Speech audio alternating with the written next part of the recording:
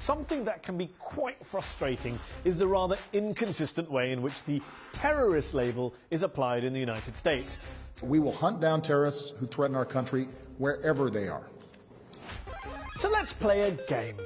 I'm sure you're all familiar with Dylann Roof, a white supremacist who allegedly tried to start a race war by killing 9 black Americans in a church in Charleston. But he wasn't labelled as a terrorist by the mainstream media or by the FBI. Pakistani-American Jubair Ahmed, on the other hand, was sentenced to 12 years in prison in 2012 for making a YouTube video on behalf of the Pakistani militant group Lashkar-e-Taiba. 9 people killed versus YouTube video. Okay, what about Jared Loughner, the man who in 2011 shot Arizona Congresswoman Gabby Giffords and killed 6 other people? Here is an anti-government activist who tried to kill a congresswoman, but he's not a terrorist apparently.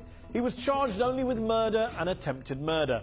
Compare and contrast with Javed Iqbal, a New York businessman sentenced to 6 years in prison for assisting terrorists. What did he do? He provided Americans with access to Hezbollah's satellite channel. Well, if that's terrorism, then Robert Doggett, the man who allegedly plotted to attack an entire Muslim community in New York, must surely have been labelled a terrorist.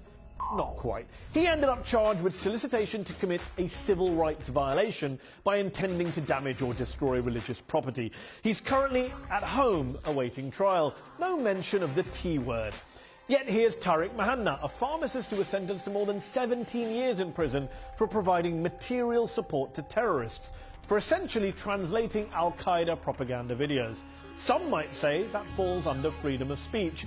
So is there a double standard? Not if you're Fox News. Not all Muslims are terrorists, but all terrorists are Muslim. But hold on, a recent study found that since 9/11, far-right extremists have killed almost twice as many Americans in the US as Muslim extremists.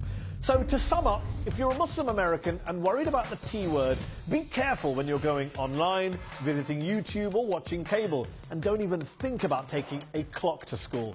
If you're a white supremacist, do whatever you like.